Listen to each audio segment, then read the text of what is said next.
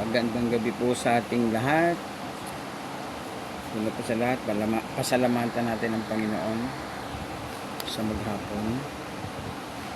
Ako po pala ay si Rogelio Pacoma, kasalukuyang tumatakbo bilang isang konsehal ng distrikto.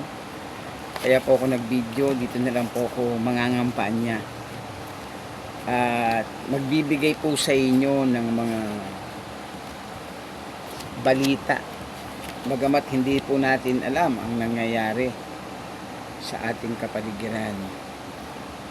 Ako po ay hindi nag-aasam na manalo. Una-una po walang pangalan, na tanyag at walang malaking pamilya. Pero po yung mapili po ako na isang kandidato, malaking moral po yun sa pagkatao ko. Kasi merong nagtiwala na meron akong kakayahan na tumulong sa iba. Ako po ay isa po kong patrol police multiplier, isang pangulo. Ngunit hindi po naging aktibo kasi po ay lahat po ng aking pagsisikap para dito sa voluntaryong pagtulong, lalo na po sa katahimikan at kapayapaan. Kompleto po ako ng gamit at kompleto po, posas, tear gas, posas, stick, at lahat po ng mga gamit namin. Matulad may walkie-talkie, kompleto po. Ang walkie-talkie po ay bali 7 pares na walkie-talkie. At ang mga ID po ay ako pong inisponsoran, maging ang mga uniforme nila. Hindi nga lang po naging positibo ang aming pagbibigay ng voluntaryong serbisyo. Ngayon po, ako po ay nagpapasalamat kay Vice Tenny bilang isang konsehal na isinama sa labang ito. At ako po ay hindi nag-aasam na para manalo. Dahil po ang Panginoon lamang ang pwedeng maglagak sa isang mamumuno o manunungkulan. Ang Diyos po ang naglalagak. Dahil po dapat malaman po natin ang Diyos ang naglalaga sa gobyerno. Kaya pag binigyan ka ng pagkakataon na tungkulin, ay kailangang ingatan mo na hindi ka makagawa ng mga bagay na hindi ka Sabi dito sa Roma 13:1, ang bawat tao'y pasakop sa mga pinuno ng pamahalaan, sapagkat walang pamahalaan na hindi mula sa Diyos, at ang pamahalaang umiiral ay itinatag ng Diyos. Ang Diyos po ang nagtatatag sa mga mamumuno o magiging leader. Kaya po ako po ay hindi nag-aasam kung hindi po kalooban po ng Panginoon ang magiging deklarasyon kung ano po ang mangyayari sa kahinatnan ng laban ko. Kaya po ay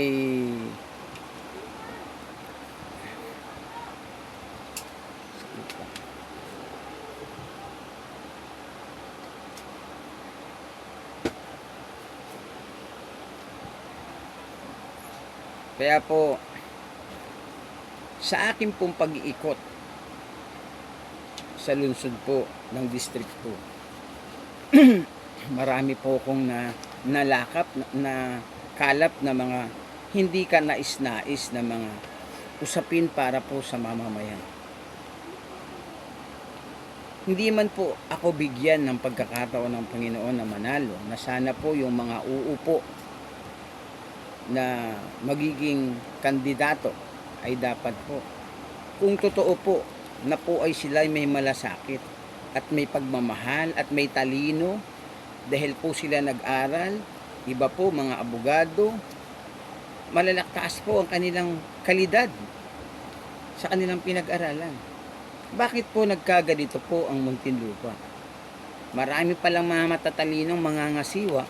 Bakit ganito ang nangyari? Una po, Ang mga sumusunod na problema ng Muntinlupa.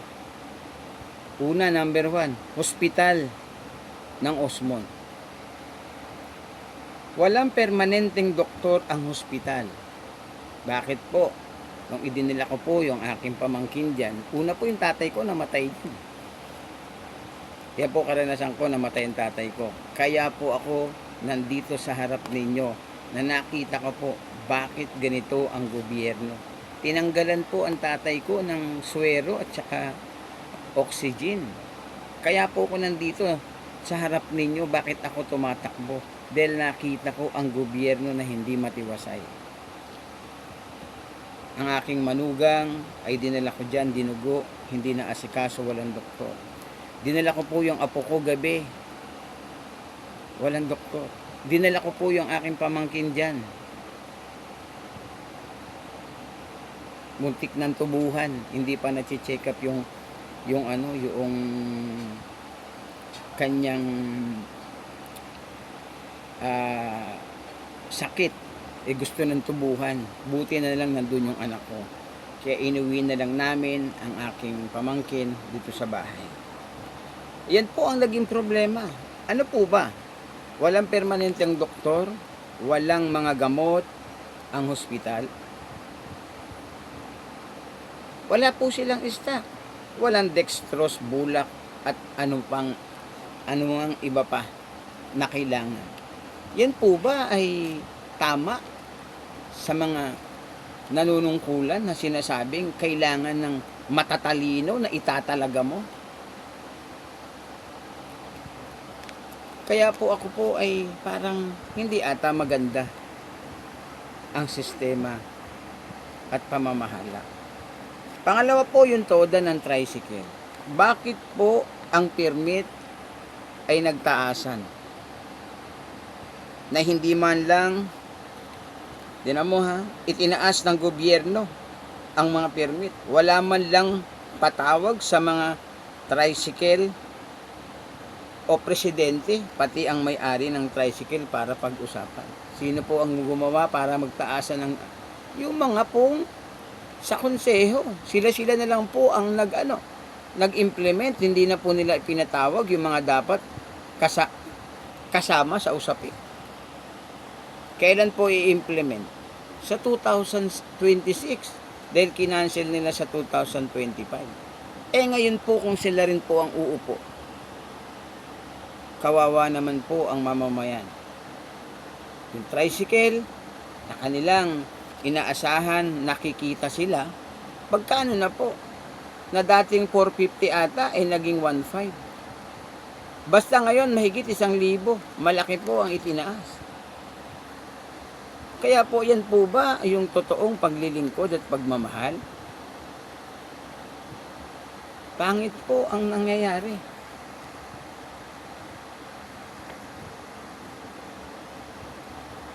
Ano pa po? Nakatuklas po kami ng turn slot sa ilalim ng tulay ng katapat ng dating Star Mall pag iikot ka.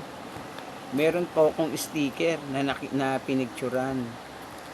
150 po ang ang isang buwan ng mga tricycle na iikot lang doon. Ang tanong po, saan po napupunta yung binabayad na sticker para doon sa turn slot? Kaya ko po nalaman yan, sumakay po ako ng tricycle. Papunta po ng Star Mall. Kaya po, ganyan po ba ang kailangan na nanunungkulan? Alam po, may mga abogado po doon sa mga nanunungkulan. Ayan po. Ano pa po? Yung care card. Yung care card po, napakalaking katanungan yan. Matagal na po yan. Na hindi man lang nabibigyan ng sagot, na hindi naman pala gobyerno nakikinabang, may isang tao pala po kumukolekta ng pagbayad sa care card. Yan po ba ay nabigyan na ng aksyon? Sana po sa mga uupo uli na mga kandidato na magmamalasakit at magsisilbi ng totoo. Yan po ang mga nalakat naming mga problema. sa aming pag-iikot. Number 5 po, Barangay Health Center. Bakit hindi na nanatili na magkaroon ng stock na gamot sa mga health center? Iyan lang naman po ang pinupuntahan ng mga mahihirap. Ano pong nangyayari sa pera ng gobyerno? Kaya po, kayo po ang hahatol niyan, kayo pong mga botante. Senior citizen, marami nagrereklamo. Bakit may nakakatanggap ng ayuda ng senior citizen? Ano ang dahilan? Yung iba hindi nakakatanggap. Dapat inaayos ng gobyerno yan. Yan po ang aming nalakap na hindi magandang usapin sa sistema ng nangyayari sa kapaligiran. Ito po, yung pagbabaklas at pagdedemolish, katulad dun sa Wawa, sa may Akasya sa Alabang, ang may-ari pala nun ay ang dating Congressman Toting Boni at nabili po ng city government ni Presnedi. Bakit po hindi binigyan ng sapat na atensyon ang mga nakatira doon? Ayon po sa Act RA 7279. Sabi po rito sa sinasabi ng batas, kung ang informal settler ay nanirahan ng hindi bababa ng 10 taon na isang publikong lupa at maaring bigyan sila ng socialized housing right at hindi basta-basta mai-demolish ng walang due process. Ngayon, ang tanong nila, may may-ari ng lupa May may-ari ng lupa. Tapos sabi pa rito, ano ba ang mga illegal settler na matagal nang nakatira sa lupa ay maaaring magkaroon ng karapatan sa ilalim ng Urban Development Housing Act RA 7279. Yan po ang naka-implement. Pagpalagay na natin na hindi susundin ng article ay ang RA 7279, meron pa pong batas na umiiral.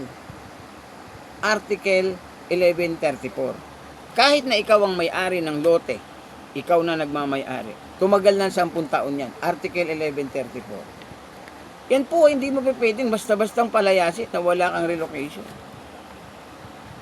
Ang mga tao po doon, tumagal ng 30 taon. Mahigit pa. Ano sabi ng Article 1137? Kapag ang nakatira sa lupa ay umabot ng 30 taon, siya na ang magmamay-ari kung ang titulo ay hindi nakarehistro sa pribadong ahensya tulad ng Torrens Title ng Pilipinas at walang karapatan ng may-ari. Maaari kung ang titulo mo nasa Torrens Title nakarehistro o sa LRA, kahit tumagal pa ng 1,000 taong nakatira yung o 200 taon, magsisilayas yan kasi ang titulo mo ay nakarehistro sa Torrens Title. Alam po ng mga abogado yan. Kaya po,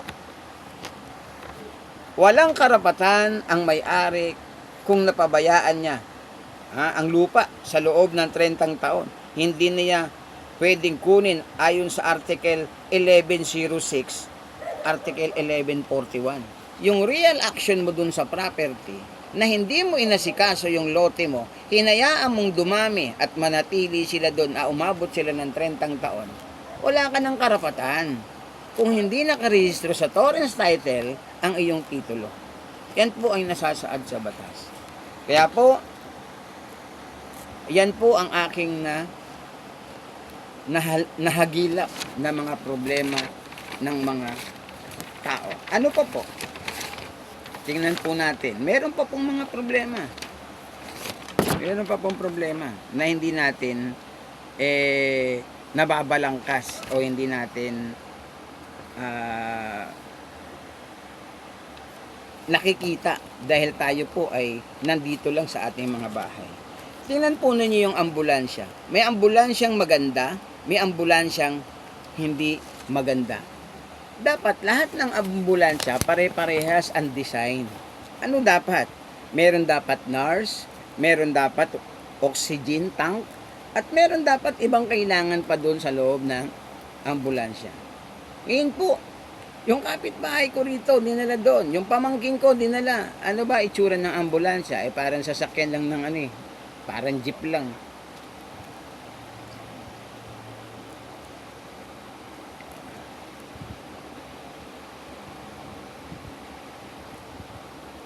Yan po ang problema.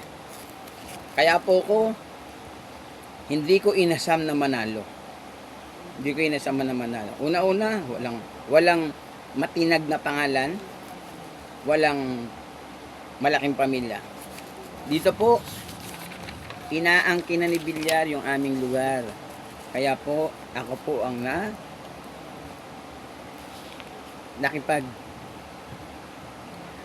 negotiate sa mga tao rito na dapat wag niyong hayaang kunin to basta-basta. Dahil meron pong nanalo dyan na dalawa, hindi nila dinaeg yung dalawang bahay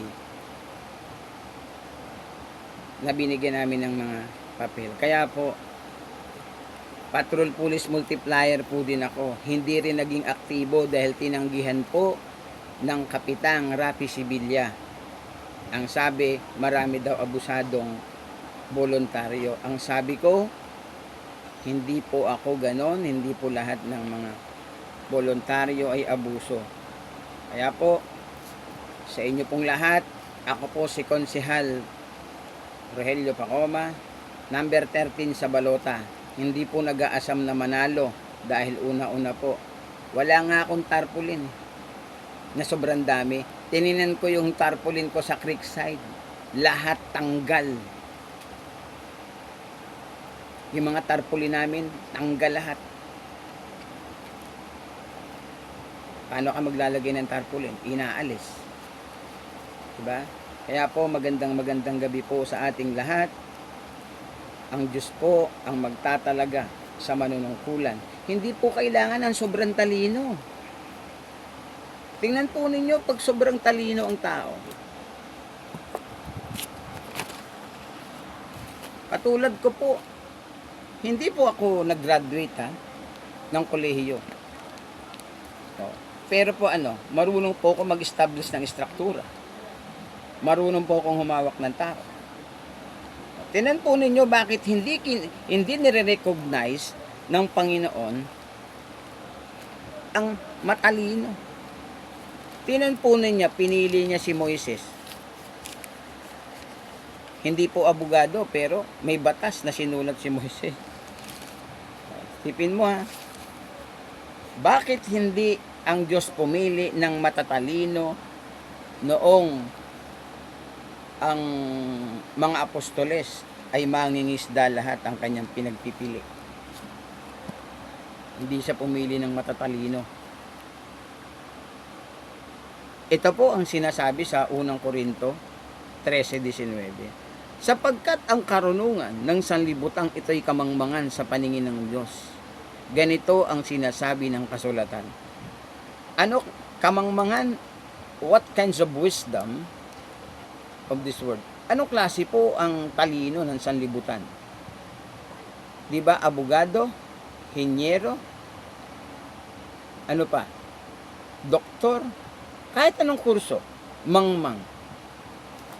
Dahil sa sobrang talino ng tao, anong nangyayari? Hinuhuli niya ang marurunong sa kanilang katusuhan. Yung palang matatalino, na sobra na sa talino, hindi na nakakapag-isip ng tama. Ang iniisip na maging tuso. Hindi niya na inisip kung ano gagawin niya sa kanyang pagiging matalino. Dito sa English, is craftiness. Sa Tagalog, tuso. Sa kanyang katusuhan. Kaya po, sa Mayo 12, kayo po ang bahala kung sino pipiliin mo. Kaya po, maraming salamat po sa inyong lahat. Sana, mag-isip po kayo sa Mayo 12. Magandang gabi po. To God be the glory.